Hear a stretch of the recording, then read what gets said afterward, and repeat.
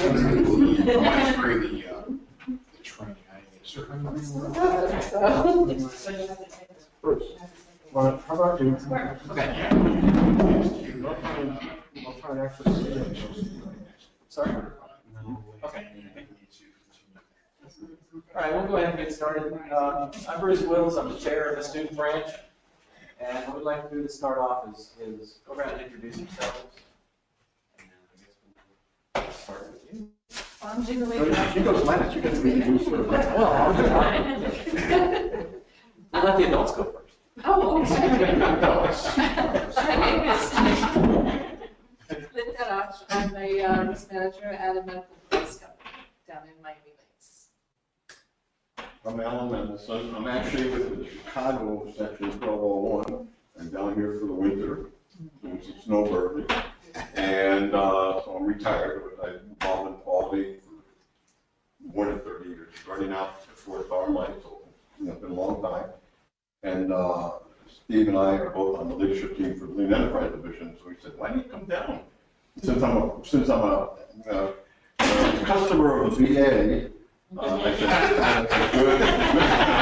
I'm sure Jimmy can do a great job. And I'm happy to be there.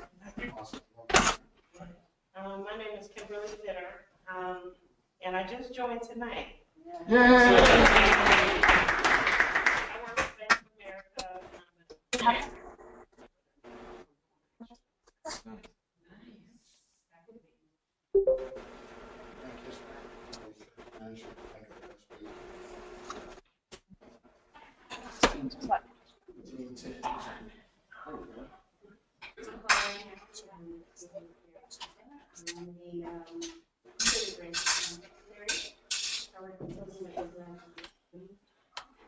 Qualified intellectual disability. I'm Chair Ryan. This is my first meeting. I work at Corliss College of Osteopathic Medicine. My name's Darren Campbell. I also just, it's my first meeting, I just joined tonight as well. I work for Tractor Wireless and I support our Lifeline brand SafeLink as a data analyst. Hi, my name is Victor Carullo. I'm the student manager at Vice Chair. I work at SKDSC's manufacturer for aircraft and airline equipment.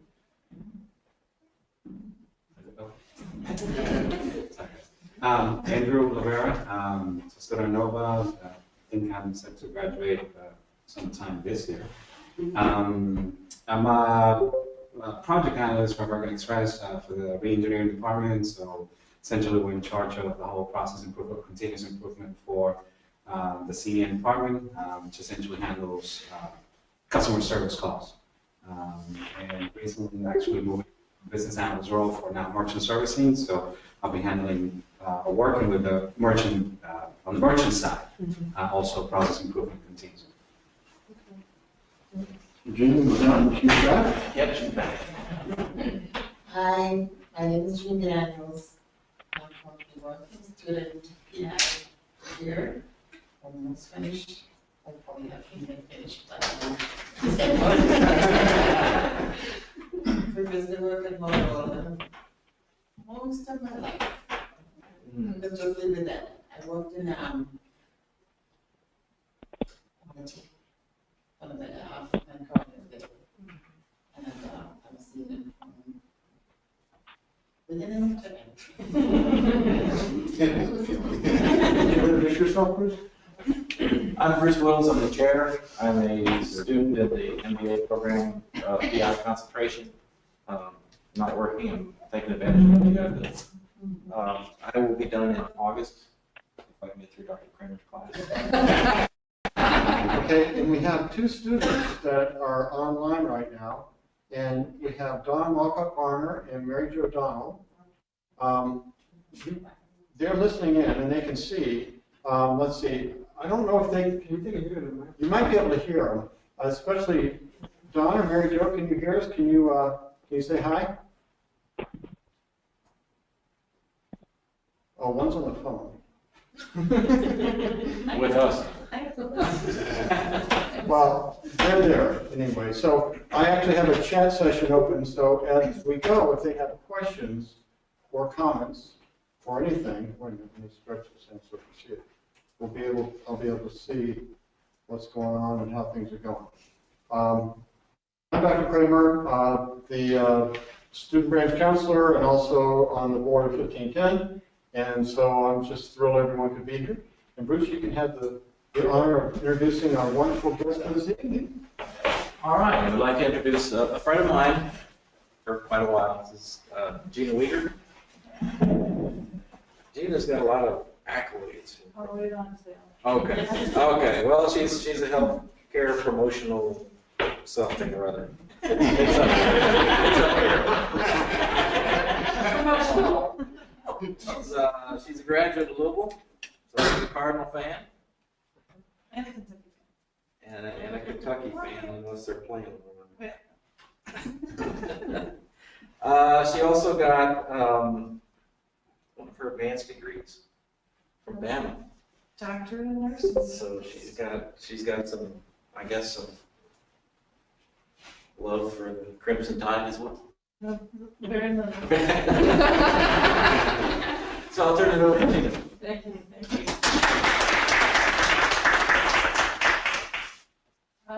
Just a little bit of background. I started at the Louisville, Kentucky VA and just moved down here almost 3 years ago now. So fairly new to the area in Miami VA. So what I know is this much, and not much of the big VA.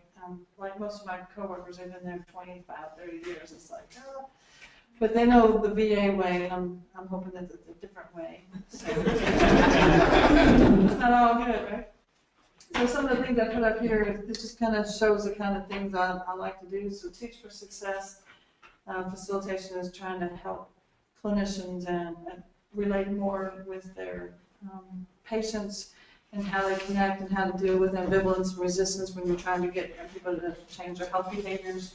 Motivational interviewing is about the same, really kind of trying to align the patient's goals with the clinician's goals, or trying to see what would motivate them to do something different for themselves, as opposed to the former dictatorship of healthcare. This is what you need to do, and if you just do this, and most people don't buy into that. So it's kind of trying to switch things up and just trying to partner with patients more. Patients and care facilitators, kind of like the same kind of thing. How's everyone an internal customer, even if your coworkers as well as the patients, and then we got into Lean Six Sigma. So I've always looked at any job I've ever had since I started nursing school was like, wait a minute, this is a much easier way to do something, and so this was just right up my alley to do Lean Six Sigma. It's only since September 2012, so I'm still a green belt. So maybe some people don't really know the VA, VHA, so the difference is truly overarching Veteran Affairs is under Secretary of Veteran Affairs Robert McDonald, and the VHA part of that, which is the Veterans Health Administration, the healthcare side of things, is Dr. David Shulkin, and we refer them as Undersecretary for Health. So you probably hear these things in the news, but these are the guys. So the Undersecretary for Health for the VHA directs the healthcare system in an annual budget of $59 billion. It's huge, right? Huge. Oversees the delivery of care to more than 9 million enrolled veterans nationwide. It is the nation's largest healthcare system, employing more than 305,000 healthcare professionals and support staff. And VHA is the nation's largest provider of graduate medical education and a major contributor to medical and scientific research. I don't think many people really realize the impact that the VHA has had on research and training. More than 76,000 active volunteers, 118,000 health professional trainees, 25,000 affiliated medical faculty. So Miami itself is collaborative with University of Miami, and we have residents, psychology residents, medical residents, surgical residents. It's like orientation never ends, right? They're always leaving and coming in and later coming in. So you can only imagine the challenge of trying to sustain a consistent kind of operation or process when you constantly have changing staff. So nationally, VHA, there's 150 medical centers across the country, nearly 1,400 community-based outpatient clinics. Miami itself has four such clinics and then 2 other outpatient clinics in addition to the main. So the C boxes we refer to community-based outpatient clinics are more like clinics. They might draw a lab and they might have an audiologist, but they don't have many services, so there's a whole lot more community-based outpatient clinics. Have community living centers. Miami has one of these. We're actually housed like nursing home. We don't call it nursing home, it's a community living center. But centers and domiciliaries. So there's 1,400 of those combined. There are 22 VISNs, if you've heard of the VISN, maybe not. It's a Veteran Integrated Service Network. So there's 22 of them across the nation. I have a picture of that. And more than 53,000 independent licensed healthcare practitioners. That's a lot of practitioners to employ. And more than 8.3 million veterans served every single year. So it's huge, right? The largest healthcare system. So here's how it comes out across the map. There's a missing number. Do you know which one it is? Where's Waldo? I just found this. I thought it was interesting. Yeah, there's a missing number. 13 minutes. It is 13 number. 13 and 14. Somebody's a little superstitious. 5. There's no 13. So you can see Florida's down here at 8, has Puerto Rico, Virgin Islands, and a little bit of Florida. So the uppermost facility is called North Florida, South Georgia. That's a mouthful. So we're Miami, Central, and they're North Florida, South Georgia. And then Puerto Rico. And then West Palm Beach, Tampa, Bay Pines. Bay Pines is the central office for the VISN. West Palm Beach. So that's where we sit. And they each have the cute little names. So VISN gets to be called the Sunshine Healthcare Network. It is the largest of all the VISNs. Probably because everybody migrates to Florida to retire. The population is more than 1.6 million veterans spread across all the areas that I just mentioned. 7 healthcare systems include 8 Joint Commission accredited VA medical centers and more than 55 outpatient clinics. So the biggest of all. And you know, landmass, it looks fairly small, but it's a high congregation of people. Excuse me.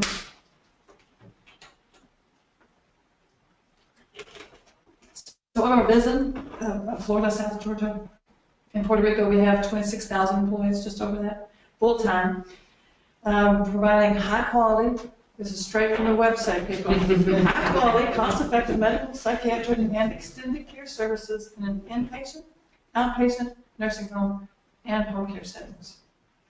So we do have actually home-based primary care. That's why I started out in Louisville, Kentucky, is doing home care for the VA. So all of these services. And the greatest expanding, of course, is the psychiatric services medical division for all the VAs. So the Miami VA, in particular, opened in 1968, serves Miami-Dade, Broward, and Monroe counties. Has an enrolled population of about 50,000. Anybody want to guess how many actual veterans probably live in our catchment area, of which we only serve 50,000? I think it's probably triple that. Because most veterans are not served in VAs. So that's a good point to remember in your head. Oh, you're a veteran, you must go to VA. Chances are they don't. About my VA employs about 2,600 full-time employees. Our main facility is downtown, the Civic Center, right by Jackson Hospital and University of Miami. We have a 372-bed hospital, including a 4-story community living center that's attached to our property at Woolpit. We have 2 major satellite outpatient clinics. That's the Broward County one on West Commercial, 9800 West Commercial, and then Key West is also considered an outpatient center. So they have a few more services than CBOC, the community-based. So they'll have physical therapy, they'll have radiology, they'll do some procedures like colonoscopies and things, so just a few more services. And then the 5 community-based clinics are Homestead, Key Largo, Pembroke Pines, Hollywood, and Deerfield Beach. So it's a large catchment area if you ever have to drive from Deerfield Beach to Key West. That's what we're doing one day. And but they don't give us permission to go to Key West very often, and I keep telling them they need us to come do things for them. The Miami VA also supports the readjustment counseling centers. You may have heard vet centers in Miami, Fort Lauderdale, Pompano Beach, and Key Largo. So an affiliation with them. So Lean Six Sigma at the Miami VA is in its infancy. They only started some sort of process improvement kind of a organized program in 2007. Completely housed into quality management. And then, that was prior to 2007. Then in 2007 they said, they hired this company, the 7 Key Success Factors, or that was the approach, and they had a consultant that trained certain staff. Okay, so it was very, very limited. And in 2009 they hired the very first system redesign coordinator. He is an industrial engineer. He is still the only one for one of the largest VAs. I don't think I put this in here, but the levels of VAs, so levels of complexity are like a 1A, 1B, 1C, 2A, 2B, and I'm not sure how much further it goes. Well, we're a 1A, and we only have one of these guys. And so it just doesn't, it seems a bit counterintuitive to expect, a whole lot of great stuff from one person. But we're trying to help them. Keeps training more people. As long as they stick around, the ebb and flow of any movement and any personnel. You train people and they magically gone in 2 months, like, oh my gosh, I just invested all this time in energy. So the VA started out with what they call the VA TAMIX, and VA is very good at acronyms. They have an acronym for everything. I started an acronyms page, and I think it's now 10 pages deep in the 6 years I've been with VA TAMIX. So VA TAMIX would look like this. So the VA, we think, would be Veteran Affairs. It's vision and analog. And then the TA was the team or the aim, and MAC measure, change, sustain. So they came up with their little acronym of process improvement as their tool. And then somewhere in 2011, somebody got smart and hired or looked into the Lean Six Sigma Greenbelt, and we had contracting consultants through Novices or Novices, Circle 6, and that was the initial introduction to the DMAIC process. Is that what you guys want to hear, DMAIC? So, that's not that long ago. And then in 2014, our VISN in Florida, South Georgia, Puerto Rico decided to hire our own coordinator and kind of, as big as the VA is, can we at least do some consistency among our VISN and our facilities? And so we definitely have a DMAIC adoption for that and the VISN Aid Improvement Framework. So now we're doing our own. The Miami VA has actually got their own green and white belt training, and only as of 2014 have we put a little more emphasis on the measure analyze phase. It was more about initially about the process mapping and how does this flow and how many steps can we eliminate. Just being just looking at process flow more than anything, and not really, because VA dollars. Not all veterans pay, not all veterans have a secondary income source, so the money wasn't maybe the major hit thought, but it was actually about working smarter.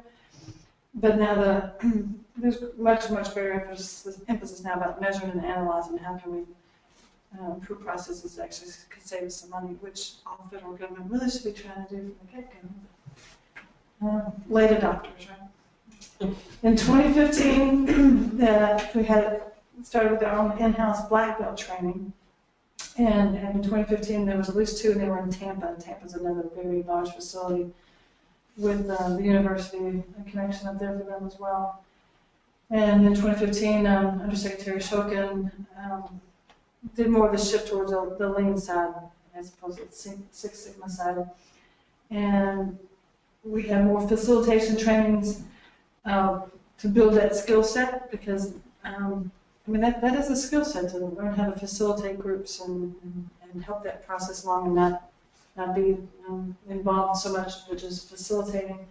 And we're new to looking at Minitab, and as I was talking to Alan before we started, Minitab can do a whole lot of things, and it's probably the industrial engineers probably got a really good handle on that, and the rest of us are going, oh.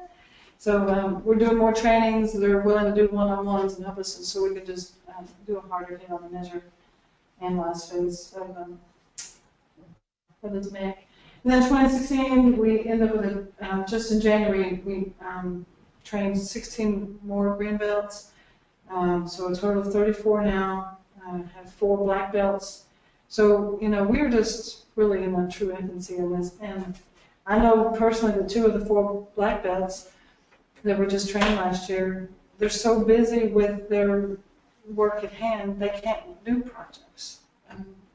The short staff turnover, it's one of the BA challenges And we also recognize that even though some of the leadership was trained on what green belts and black belts do, they didn't really. So the yellow belt training we're expanding on and white belt and project champion training. So they're designing more classes that kind of look like this, at least a white belt training, maybe 1 to 2 hours. Maybe they can participate on a team, submit some ideas, attend huddles, but just kind of give them a one-on-one of what Lean Six Sigma is about. And then the yellow belt would get actually a 2-day training. So maybe they could lead some daily huddles, facilitate section level improvement efforts, pull, display, and use section level data to drive improvement, coach areas to train.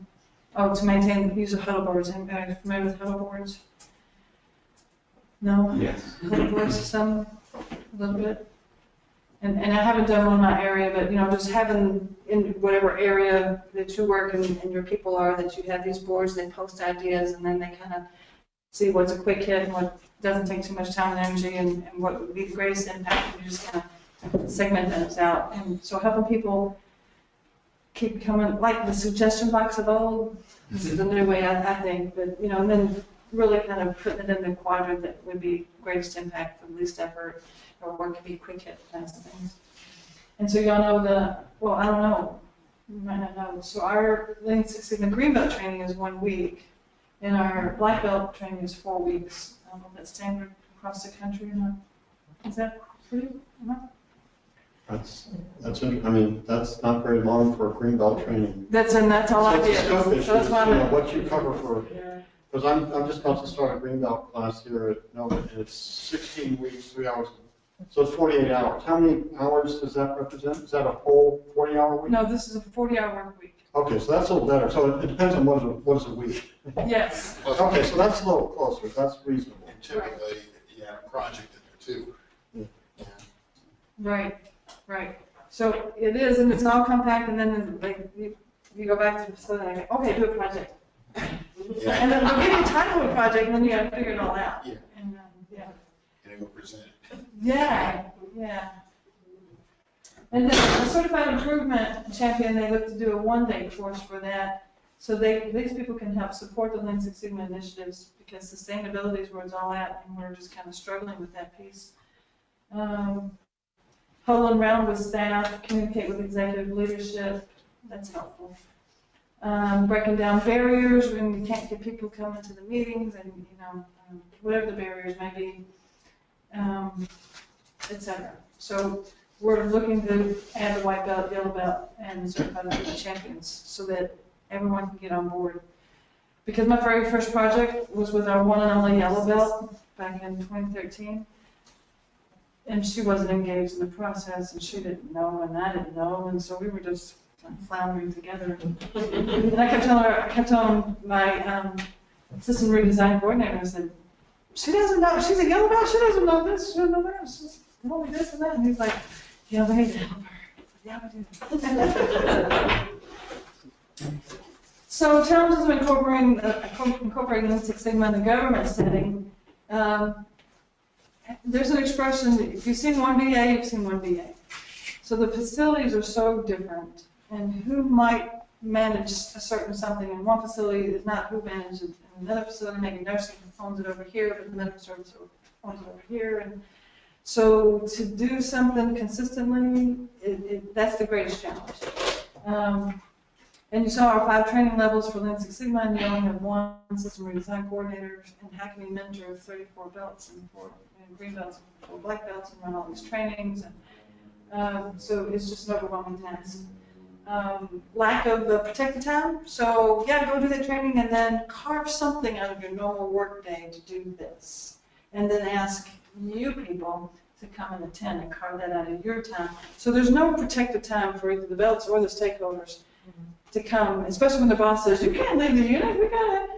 But what's the whole process is you get the people who do the work at the table to identify the process and process improvement. So there's no protected time yet.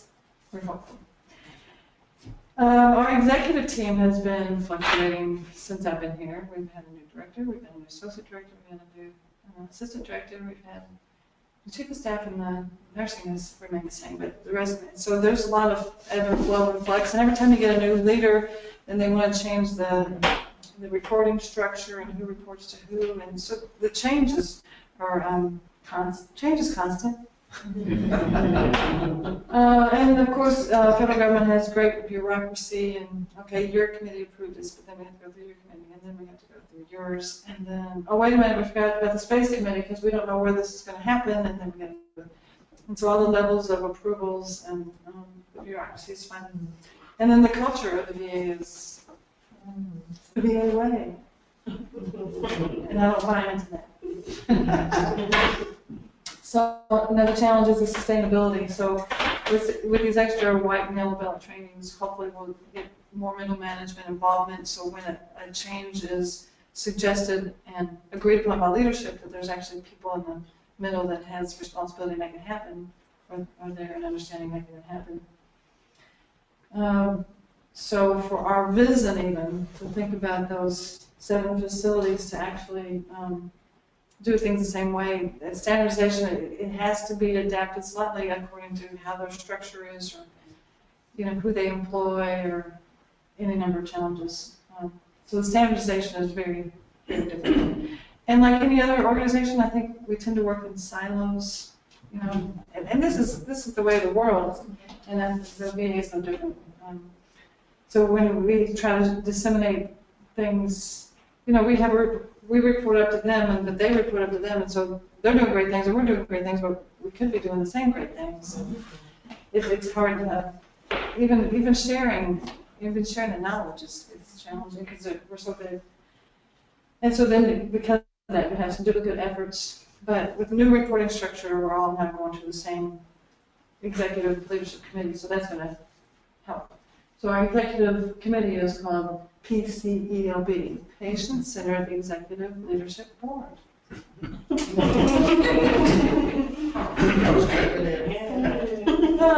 So you can see, and these boards kind of are overarching or potential tap-in boards.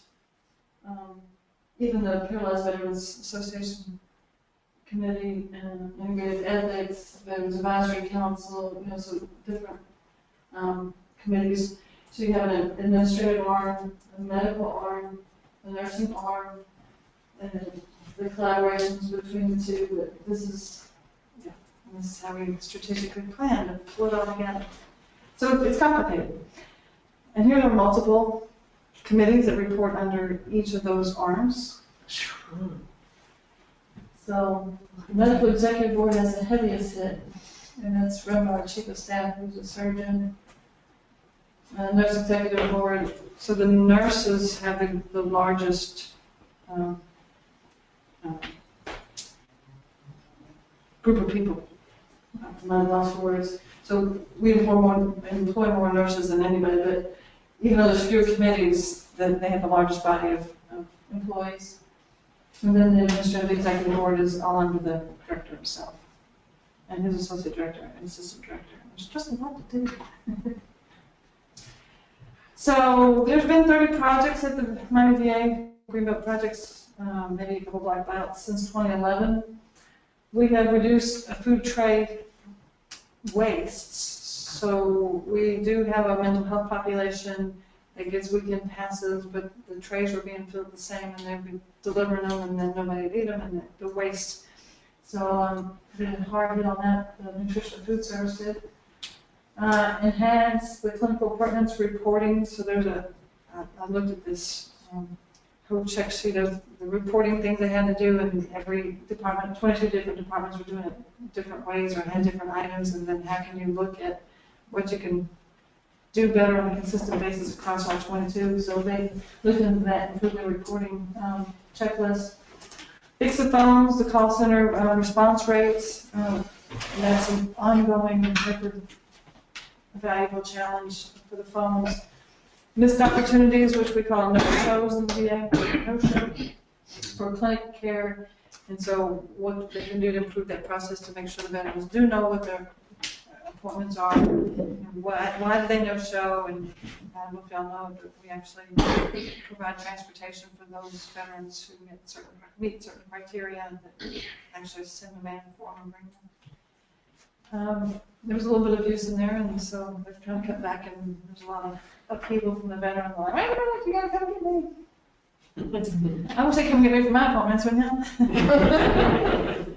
Heart failure management was one of mine, and that was huge. It should have been a black belt, and I'm not black belt trained, but it was a multidisciplinary, and I just can't do things in a small way.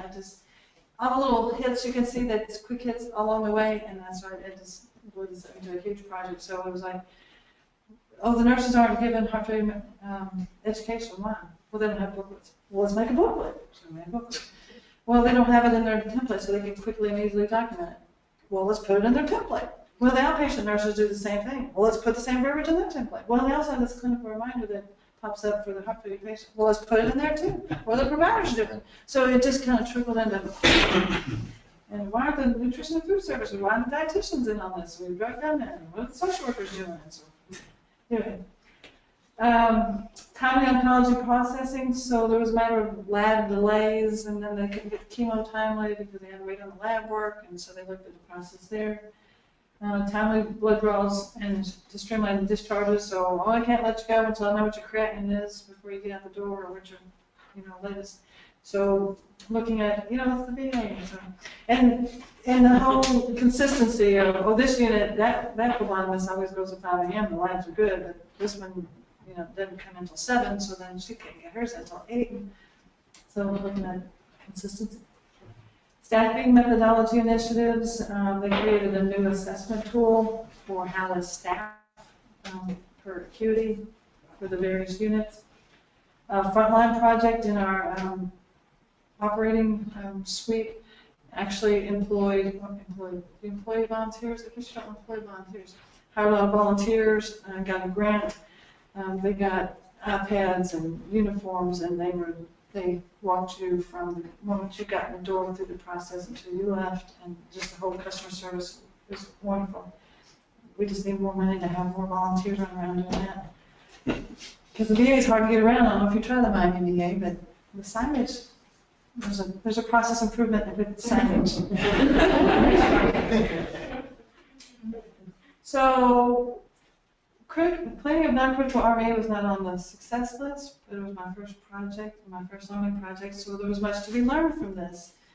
When I was handed this project right after I was trained in January of 2012, we recognized that nationally there was a policy draft that the SPS, which is the Sterile Processing Service, I'm sorry, that's me. Sterile processing cleans all equipment. So there's levels. There's non-critical, RME is reusable medical equipment. So there's non-critical, semi-critical, and critical.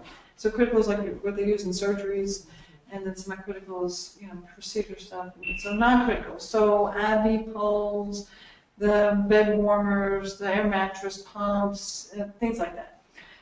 And then realized the learning curve was, once we worked on this for about 2 months, and I took it back to the yellow belt, she's like, that's not what we wanted you to do after we've already spent 2 months. It's like, what do you want us to do? No, the rolling non-critical RME. Oh. Rolling, okay, so the define phase, I missed the boat on that. But me and the black belt system redesign, so I'll drag him on the bus with me. So we went back to the table, okay, what does that look like? And we ended up pulling a policy that had a whole list of non-critical RME. So then we had to look at what was rolling, what was non-rolling, what was SPS cleaning, because there's some non-critical RME. The nurses were cleaning on the units, like, I think it is, I'm sorry, just turn it off. Glucometers, things on the unit that they never left the unit, so really defining where we were asking to move from SPS, sterile processing, to the environmental management service. Environmental management service is our housekeeping, our cleaning. So they clean patients' rooms. So we were looking at what needed to stay on the unit. So the current process was everything, once the patient left, was taken to a dirty utility room, then picked up by SPS and taken into their dirty utility for cleaning. Then they cleaned it and they called logistics to come pick it up so they can pick it up and go store it. So we were watching this equipment move. So then we realized quickly that at least one IV pole and one pump has to be in every room. And so we created a new term, an infusion kit. So that was a standard infusion kit, but that looked differently on a ward than a unit. A unit is critical care and a ward is a med-surg unit. So we had to define that differently.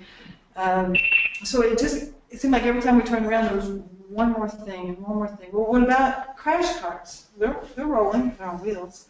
Where do they go? Or where do stretchers go? Oh wait, we only have some stretchers, and then escort service has some stretchers, and the ED has some stretchers, and then wheelchairs, same thing. It's like, wait a minute, okay. So the scope creep thing, okay, what are we going to focus on? Let's start somewhere. So it was quite a learning process to figure all of that out. But we knew we were going to impact costs, customer satisfaction, and quality. And on the business case side of things, we knew there was going to be a financial benefit, and it fit with the mission for operational benefits of improving reliability, quality, customer service, satisfaction, internal and external. So what was in scope was a rolling non-critical RME in acute inpatient areas. Because I'm like, what about the nursing homes? The CLCs are like, well, no, not the nursing homes. So out of scope was the critical medical equipment requiring sterilization. It is stationary, not rolling, and intermittent non-critical RME, non-acute inpatient areas. So the defined phase, I can't emphasize it enough. Defined. Oh, here's one of the many lists. And this is kind of interesting. We ended up creating this list. We boiled it down to this. We found out that these all sit in the critical care units, and we're not really sure still who cleans those.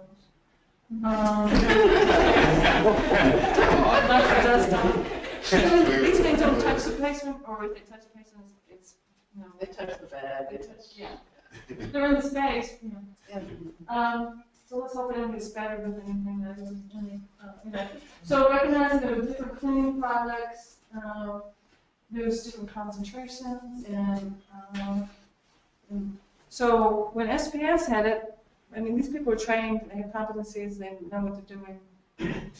And so then you're asking housekeeping staff to figure all this out. And it's like, well, maybe pharmacy needs to do the diluent, the right concentrations for them. And then it came, surprisingly to me, is, the chief of environmental management services, the EMS.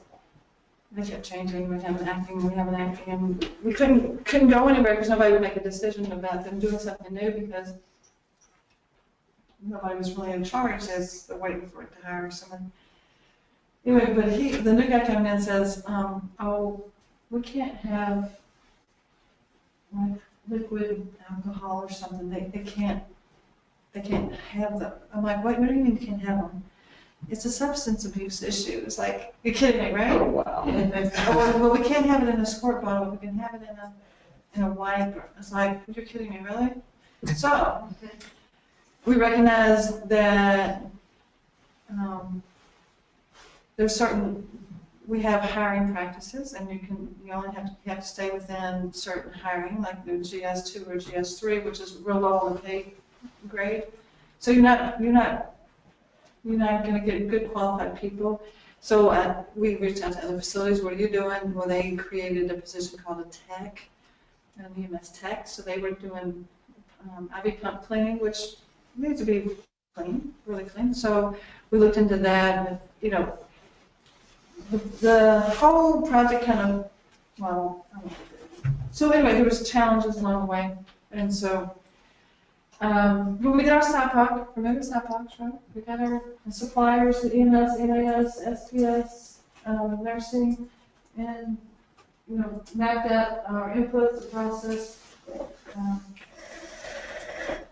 recognized that our process stream, no consistency because of staffing differences.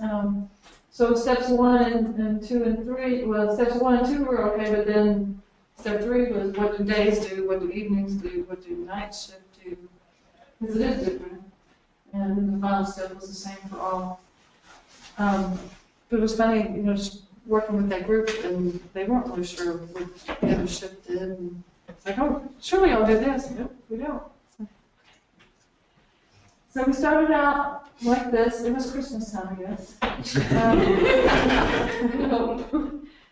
And this translated into our Visio product, and we had a lot of Capowis.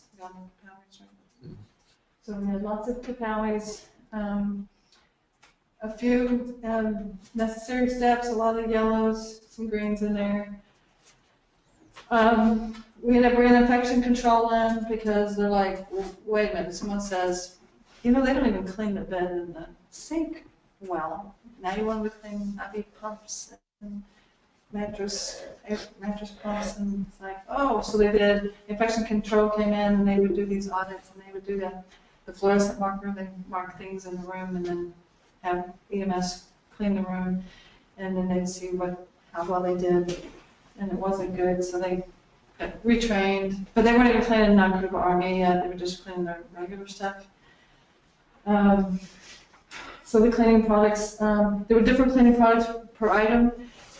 And even SPS, who was cleaning these things, didn't have a definitive, oh, you use Wexide on this, and you use this on this. And so then they were saying, call the manufacturers. I'm like, I'm not calling the manufacturers. I'm a facilitator of a project. I need to work this out and figure out, because if you're already cleaning these things, why don't you already know what they can be cleaned with? Or maybe we were asking to clean it with something different so that EMS could take over, and it's hard to get manufacturers to call you back. So that was a detriment as well. And then once we decided, the people who do the work decided how this was going to happen. The equipment was going to stay on the floor, it made sense, right? Clean it in the patient's room when the patient's discharged, move it to the clean utility, right? Or I think we were going to move it to the dirty, and then once it was cleaned in the dirty, move it to the clean utility so it could be reused or picked up by logistics and centrally housed, because you might not need it again for a while on that unit. Well, then the space committee comes in and says, I can't clean in there. Why not? It's not proper ventilation. It doesn't have, like, So, yeah, and we didn't know we needed them as a stakeholder at the table until we got that far, and we thought we had our future state, and that didn't work. We had to rethink the future state. For EMS staff training, we did creative posters, and we had the equipment with the different cleaning agents, and we pointed to the right one, so there was no confusion. We had one on the closet. I told you about the fluorescent marker monitoring. We had a longer list of things they could clean, and we just kept whittling out, because we knew they would be too much of an ask for them to do most of those things. So the current process, and how long it took to clean each thing, and how many they frequently saw per quarter, total number of minutes, and then how much time for SPS, what the salary was for them to clean these items, and then what nursing had to do, because nurses had to be the actual ones that had to move it to this dirty area, so we had nursing time put in there, and what the nursing salary was, but we were trying to do a cost thing. And then we proposed the change for EMS to do it, and maybe a savings of about $8,000. So it wasn't a big money savings thing, it was really about the flow and the workload, and really that SPS can concentrate the bulk of their workload on the semi-critical and critical things, and let these non-critical things be taken off their plate. And national, they were looking to do this. I don't think it ever got enacted. Our future state ended up looking more simple and like this. So no fatalities were in that. But the long and short is, it didn't pass. They didn't pass the fluorescent marker cleaning, and they just said, no, are we expecting 100%? Don't our patients want 100% clean? And so it was axed, and then last year I just heard, EMS is not cleaning out EMS. I'm like, really? Did they order did they hire any techs? I'm thinking, I didn't, I was just kind of like, I can't even ask. Because it was a year-long project that ended up going nowhere. But I learned a lot. So I told you a bit about the heart failure management. In addition to adding verbiage, getting them a booklet, educating all staff,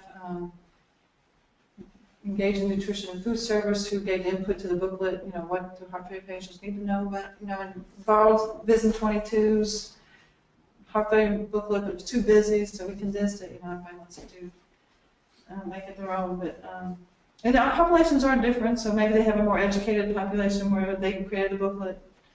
Ours needs it more simple, so you always have to consider your audience and your tools.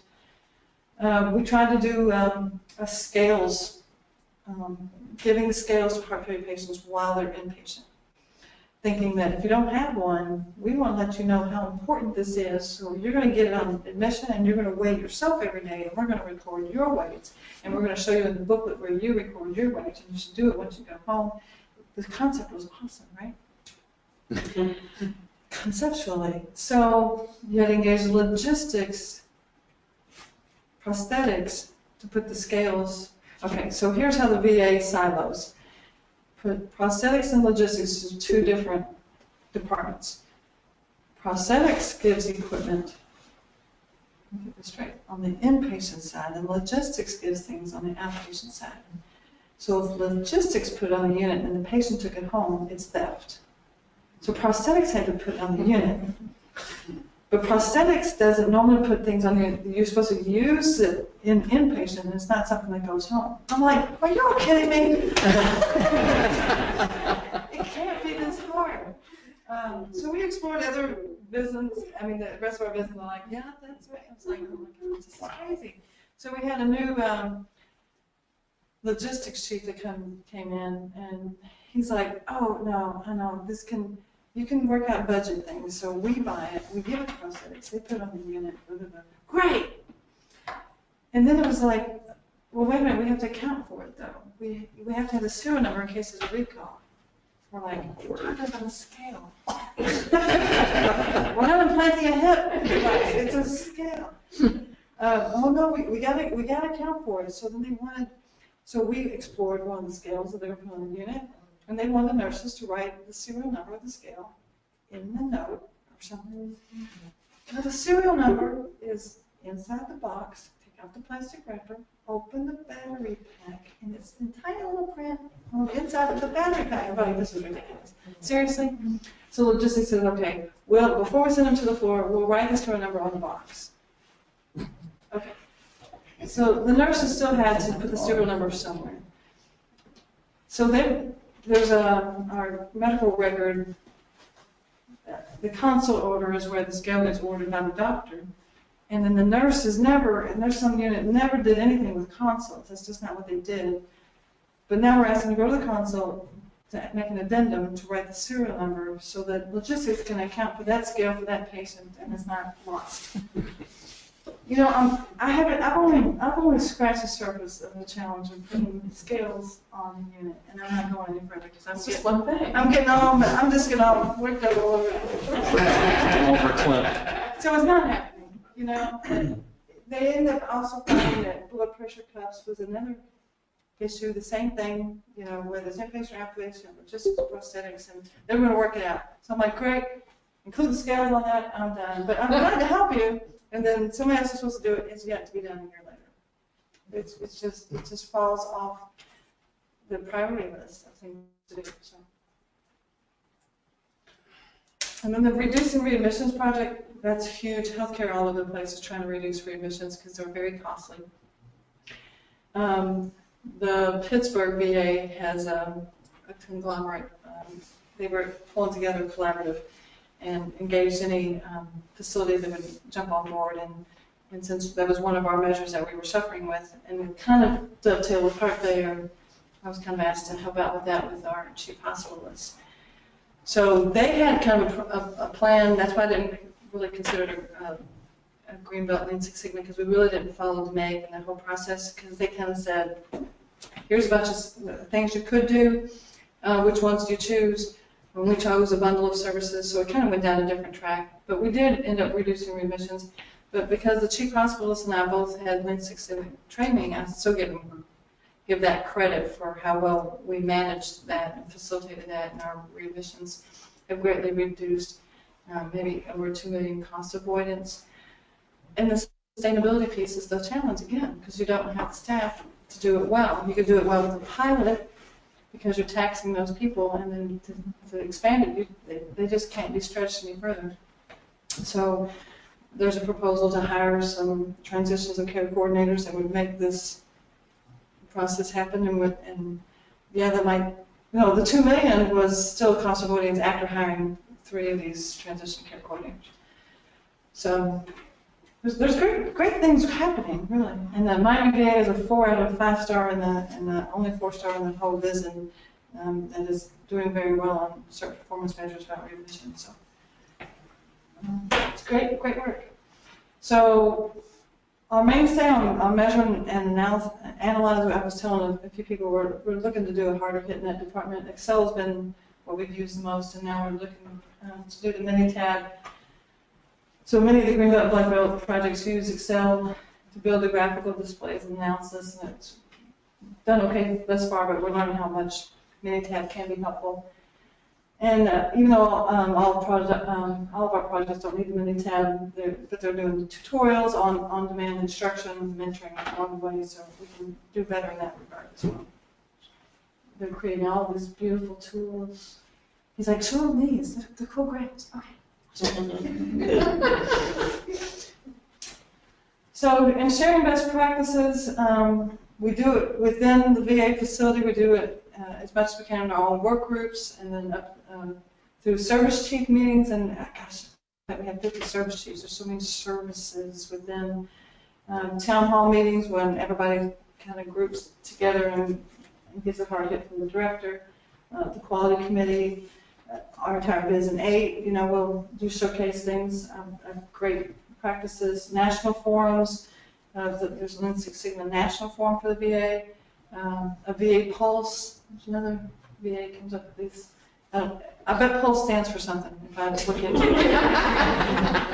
Or maybe it's just taking the pulse. But a lot of innovation, so it's a great. It's not quite a SharePoint, but you can go in and use search terms and find anybody across the nation is doing something similar and learn from them. It's just overwhelming. And sometimes all the databases, all the SharePoints, where do you go for this, where do you go, got the Lean Six Sigma database and then my own health promotion database. We get, information overload, but we try as best as we can sharing practices. I think that's it. So, questions, comments? The thought that came to me as you're going through all this stuff is something I learned when I used to live down in Florida, work down in Florida. When you're up to your ass in alligators, it's difficult to remember your initial objective was to drain the swamp. You're trying to drain the swamp, and there are alligators running all over this place, and it's like, why am I here? What am I doing? Right. but that thought kept Yes. recurring as you went through this. You said you, VA Miami does a lot of work with University of Miami a lot? Yes. Okay. Have you or someone like you looked at what is the University of Miami Hospital doing in terms of process improvement? And what can you learn from them since you're already affiliated, associated with them, I should say? Right, so me personally, no. If our quality management, it seems like our medicine service, which is the doctors, have the greatest collaborative over there. And I don't know if there's anything formal done, but many times I'll be sitting in some kind of group or committee, and they'll say, you know what they're doing at UM? So informally, I don't know if there's anything. Well, you know, what I was thinking is, you know, since you have a leadership commitment issue, I mean, at the University of Miami Hospital, you know, their leadership gets it. There's lots of opportunities for some collaboration at the higher levels too. Right, I know. Because, you know, you realize that we also have a Oh, I know. a collaborative. So we're in part of ISNA of the VA. We're also part of the VHA. We have directors from central office. So they collaborate. I think they have a reporting. I mean, Yeah, sometimes you got to look outside your own house. yes, Too. yes. Look at Toyota. Thank you, Jenny. Great presentation. Just had a question. So obviously we're election year, and you hear both sides, talk about the VA. So has any of that, noise, that's what I call it, influenced strategically, perhaps the VA or some of the senior leadership as far as the message to you guys? As far as, need more improvement, or, how can we get things better? Or is it more isolated, hey, this is what's happening in this location, this is just what we're going to do, or there's a broader picture? Oh, I do trust there's a broader picture. But when you throw politics in there, we can't talk politics at work. I don't know if you know that. There's no endorsements, you can't hang a banner on your wall, you can't, try to solicit. So I think that's a complex question to ask. So we definitely look beyond the Miami VA, and most often the changing of leadership, they've all come from somewhere else. So we already kind of share what other facilities do. So I'm not sure about the political question. Well, what I was saying, it's more, it feels like there's pressure, to the VA of doing things or improving Right. certain things and the care for veterans. So I was just wondering if that, to a certain extent, is influencing, leadership to do things different, or pretty much as BAU. From my perspective as a little peon in the game, I don't see it as a huge. I think the VA's always been in the spotlight, being the largest healthcare system. I mean, it's a socialized healthcare, and people are afraid of that, and it works. So I don't know if that really answers that for you or not, but I don't see it in my little world, or from what I hear from the Miami VA leadership, or even in the national emails that we get from our undersecretary. Fair enough. Thank you. I think it's always like our VA. But we're always trying to do better, definitely. Yes. I have a question from Don Walcott online. It says, unless mentioned already, what other major projects are being looked at, and how have they shared new information with other VAs nationally or local hospitals? So the VA probably mostly shares within the VA. So only because I'm invited on a personal note to you guys, so I'm sure that, informally some sharing happens. I used to be part of the South Florida chapter of hospice and palliative care nursing. So, on an informal basis, maybe some with I don't know about Jackson. They're just a different kind of entity and population served. So mainly sharing practices are within the VA. I'm trying to think of the first part of her question again. The other part was, what other major projects are being looked at? Oh. Any number of projects. still the phone, the whole access issue, the access issue is hugely been impacted. They've opened some Saturday clinics and some later evening clinics. The phone systems is still a challenge because you might be assigned at the Blue Clinic, but you can never get through to the Blue Clinic. Messages don't get answered, so lots of those access and customer service focus projects are going on. The electronic health record, as great as it is, it has burdens as well. There's a way that I can alert you if I see your patient and your patient has a need, so the doctors get multiple alerts, critical lab values, so there's no way to prioritize them. So how do we help providers keep those cleaned up and stay on top of their, look at their workload? Surgery, clinic flow, how that process works smoothly. The front line has done a big hit, but then you hear about, well, I need this for this device probably for certain procedures, and then I can't get it from logistics until the consult center. But then if they don't have it in stock, then we can't schedule a surgery, and another one of those chasing your tail kind of thing. So I think the prosthetics department is another huge. They just have a different they're kind of like a contractor, and so they're how that flows.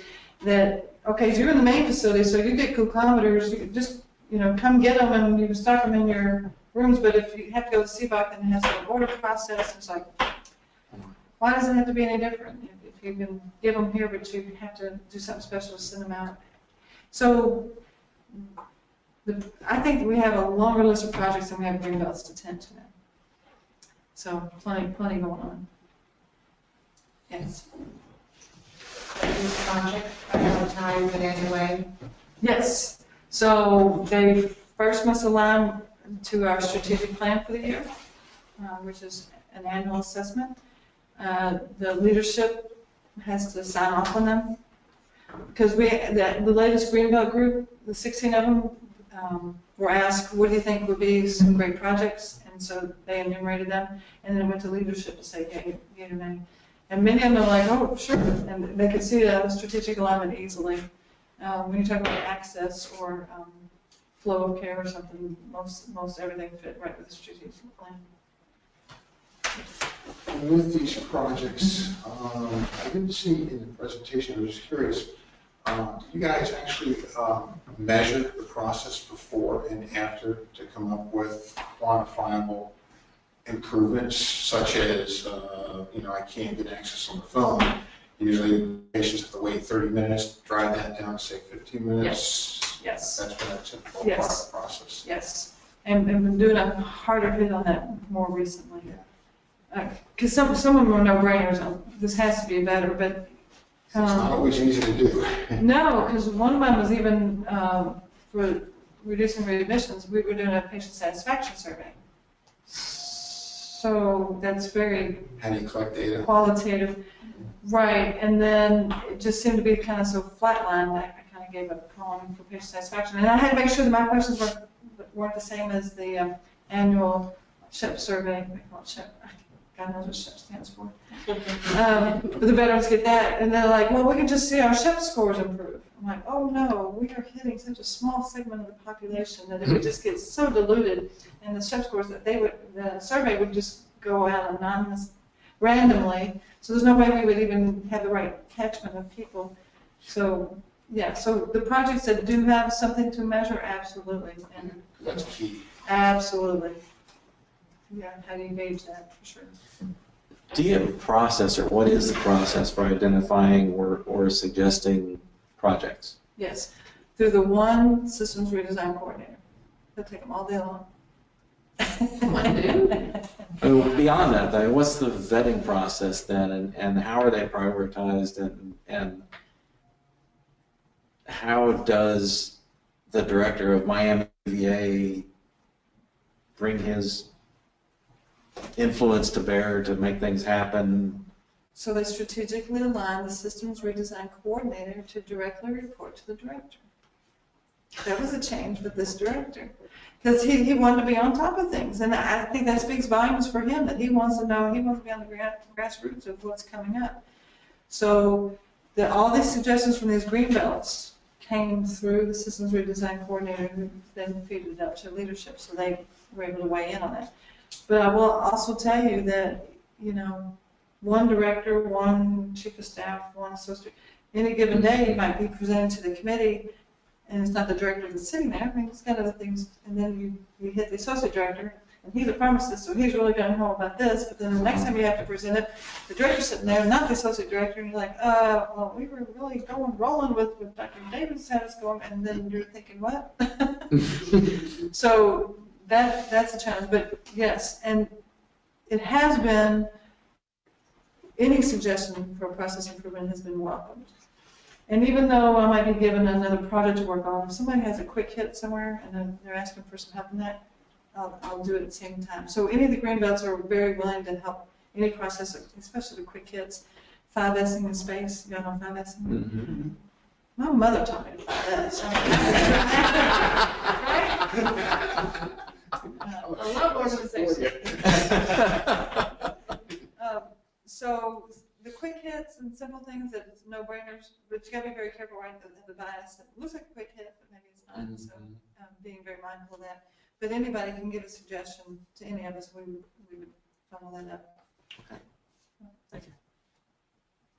Two-part question. I can only do one at a time. That's only going to be one. As quality professionals, we know everything gets done through process. Okay?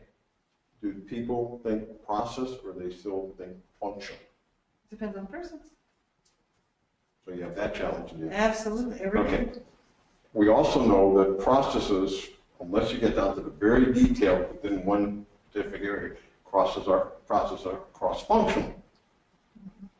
Do you have process owners for those cross-functional processes so that somebody actually is looking at that whole process and owns it and, you know, crosses those functional barriers as necessary to see that that process is working efficiently and effectively? That's been the greatest challenge, and that's the reason for the extra training levels, the yellow and the white belts, because the process, we prove the process, the change in process works, and then we hand it to the process owner. Nobody's holding them accountable to hold their people accountable. So yes, it's a huge challenge.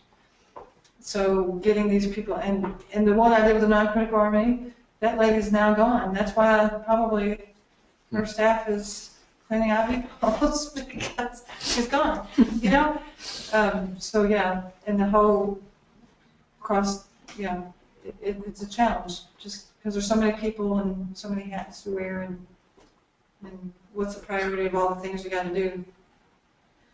So when you were talking about your Army, the non-critical equipment Army thing, you mentioned that, you know, one of the things that you learned is about scope creep. But do you guys have any way of like sharing those lessons with other people that are doing these kinds of projects? Yes. So our systems redesign coordinator has a monthly meeting, and we're coming in and telling the other belts about our projects. And that's kind of a fairly new effort too. He was trying to keep it all and sharing it all, but it was just too much. So yeah, now we have a formal committee for that. Another committee. Maybe it's not on the list. And do they have protected time? No. We only have half participation. Jimmy, what about data? So, I mean, if you can share, I guess, some of the data that you guys collect, or how do you guys pull the data, and how accurate is the data, you know, when you analyze it to, you know, essentially come up with a problem statement and possible solutions just by looking at data alone? So we do have a data management group of 3. Okay. And they've been there quite a while, and they can pull pretty much anything from the electronic health record if that's what we're looking at. Okay. So anything clinical, we got the data specialist. Anything financial, we do have a chief financial officer, pull most any numbers we could possibly dream up. wait times and things like that. There are some things behind the scenes that actually monitors drop calls, and yeah, so there's a plethora of data. If you know who to ask and the right people to ask, and really define what you're measuring, and making sure, obviously, as we know with Lean Six Sigma training, that you're measuring really what you're impacting. But yeah, there's ample data for most things. So even like the one project where I said the doctors get multiple alerts and they can't manage them all. There's even reports of how long alerts sit unattended. So they know, oh, you're a major offender, you've always got over 100, but you only have 3 all the time. How do you do that? So there are even, behind the scenes kind of measurements like that too. It's pretty cool. All right. One more. Okay.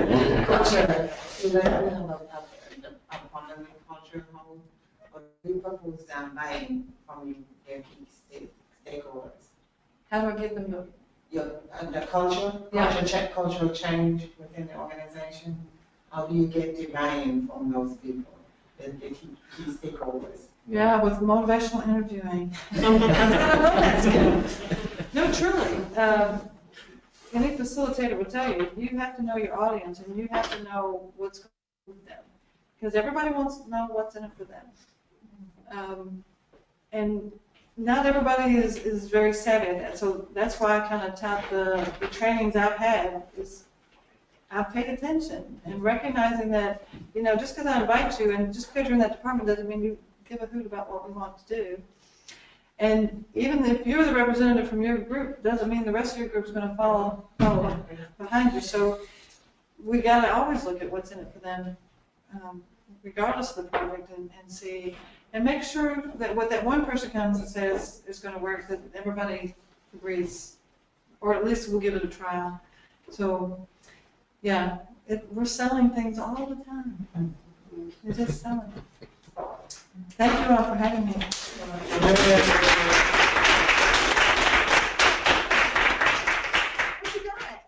Thank you for coming this evening. We know you don't have that much to do. No. So. No, your time is valuable. We appreciate you spending some of it with us. Well, thank you. I'll take it.